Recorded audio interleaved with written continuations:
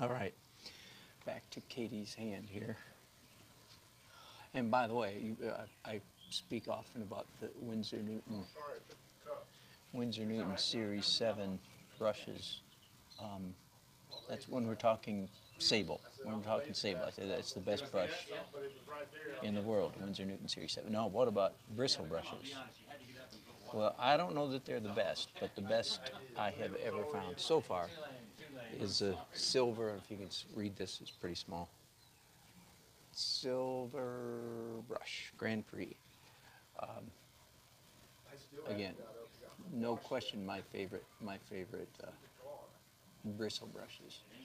No question. I would buy nothing but if I could afford to buy nothing but. But sometimes it's just okay to have some cheap brushes laying around.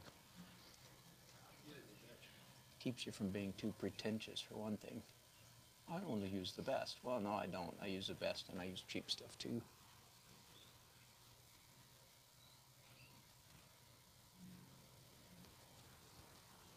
Okay, that's hand is looking a lot better. Just need to do one more thing, which is hit the highlights now. Following my normal process for painting a complicated subject matter.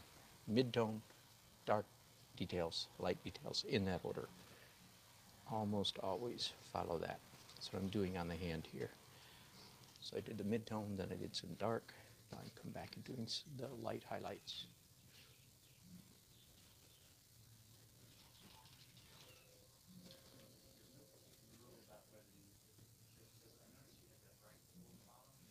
The brush I'm using at the moment is Bristle Grand Prix. It's a number 0 round. But if you train it on your palette, like in painting, like this, you make a flat out of a round. So you get a razor sharp tip there.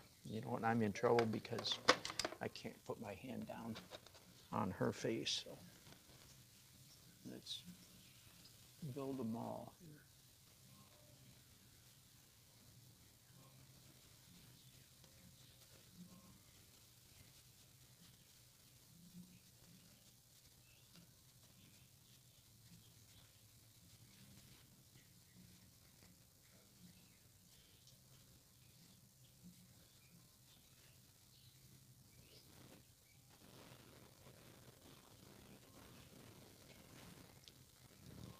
Okay, I think I'm gonna let it go with that. It's so small. I'm saying that a lot, aren't I? Complaining a lot. Okay, now let's check out Corey's face. Ah, yes, I thought so. As I looked at it this morning with fresh eyes, I said, I think his bottom lip is sticking out too far. Goodness knows, we don't want a man with his bottom lip sticking out at his wedding.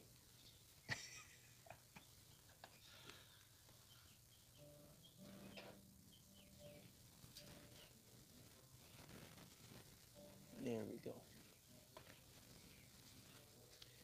And then there's a little mullion in the window behind him, right in at that point.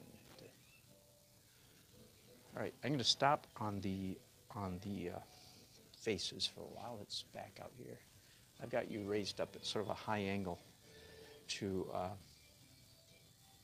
create the least glare for you guys.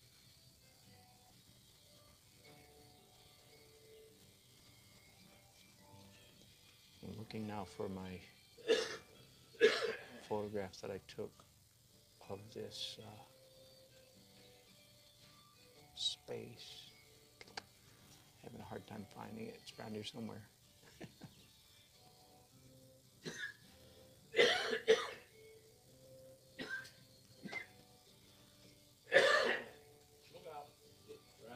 There, that'll do.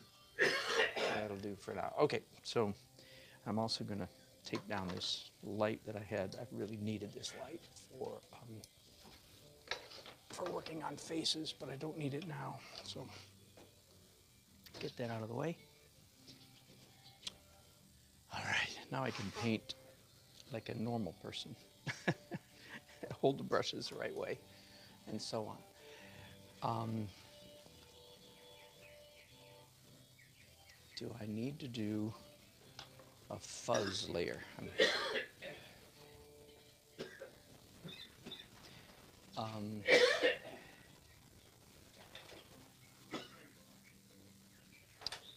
uh, yeah, I do just a little bit. Okay, so anything that's the fuzz layer, I'm assuming you all, if you're a regular, you know what I mean by the fuzz layer. Okay, your new timers, fuzz layer. Translucent, soft edges, things that are glowing, local color, all those words. I'm switching my brushes out. I'm put away my good silver brushes and just get out mostly cheap brushes. I need to do some fuzz. Well, we'll see. Should I do some in the windows? Yeah, I think I will. I wasn't sure about that, but just made up my mind right then, right where you were watching. A little bit of atmosphere. So white and phthalo blue.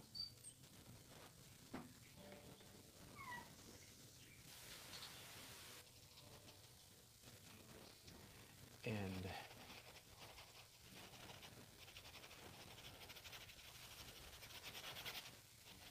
I'm going to come back and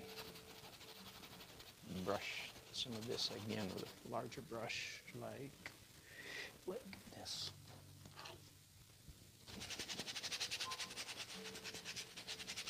Softer edges, yeah.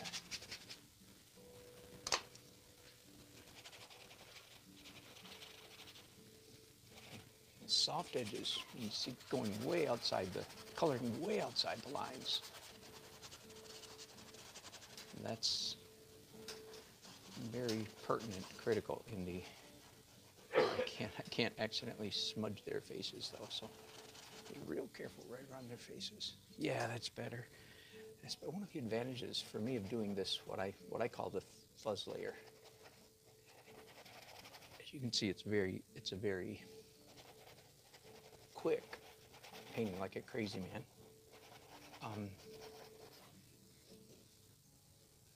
It's a good way, and it's grown in its importance. This step has grown in importance for me because it's a way to correct local color. You see, for instance, I wanted all these windows, the sky through these windows, to be a little more sky-ish. I like them kind of a dirty blue, and you can still see the dirt, if you will. You can still see the impure colors coming through, which I like. But there's a little too impure, so I just want a little more local color. And doing it in a fuzz way is so much faster than doing it in the final edit layer, which is what I used to do. Yeah, see?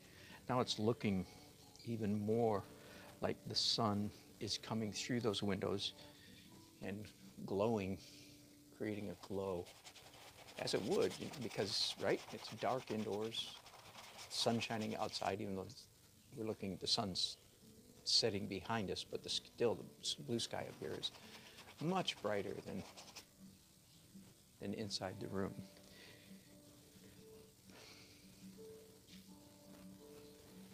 So I'm still enjoying this fuzz layer, and it's growing in importance for me.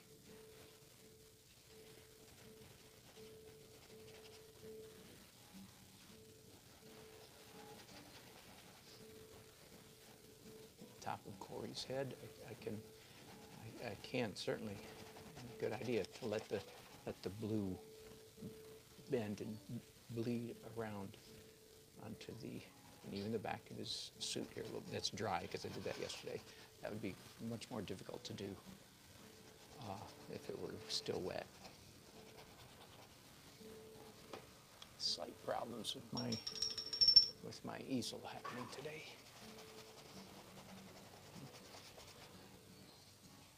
All right, I think that's good with the blue. Now let's go straight to some green out these windows. Again, here's my reference. You can see sun shining on these trees back there. So pretty intense yellow-green. I'm not going to try to match that. I'm just going to try to hint at it. As I'm not trying to follow the color palette of that photograph I just showed you.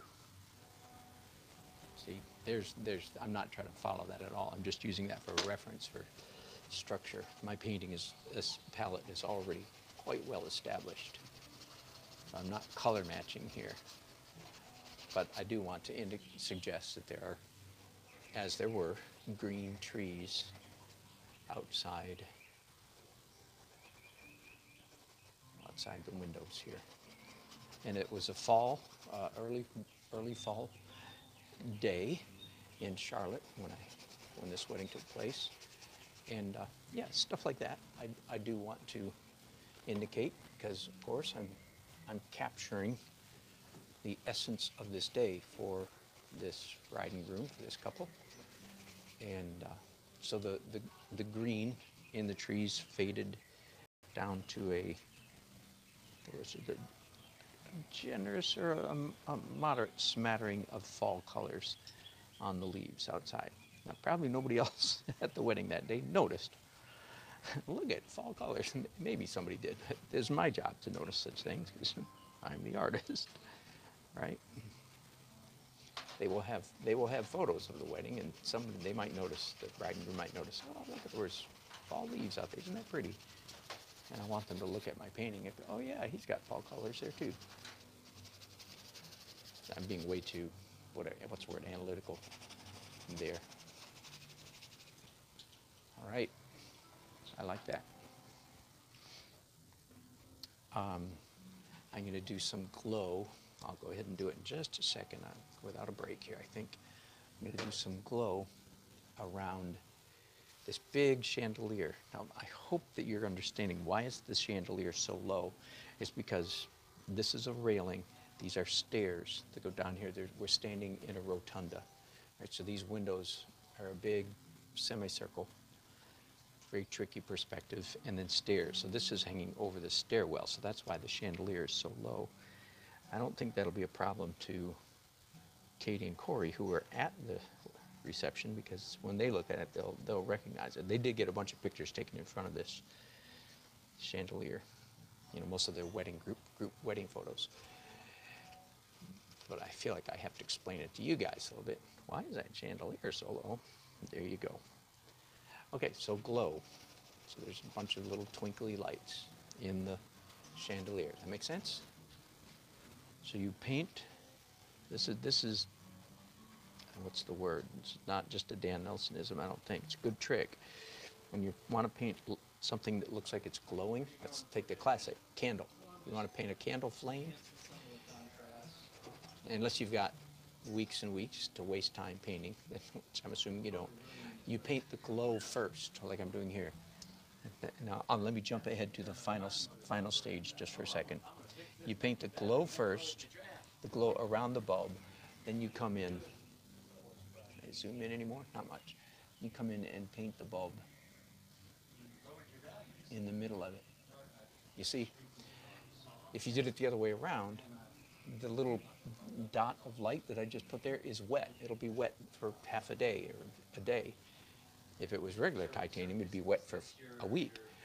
But so you'd have a hard time coming in and painting the fuzz around that dot. So that's why you don't do it that way. You paint the fuzz first and then come in and do the dot. Does that make sense? Plus it just looks better that way, because you want the dot to look like it's sitting on top of the glow, not vice versa. You don't want the glow sitting on top of the dot. Again, when you're painting traffic lights, taillights, headlights, candles, anything that, moon could be done this way, sun could be done this way. Anytime you want it to paint something, you want it to look like it's glowing. Christmas lights, twinkly lights.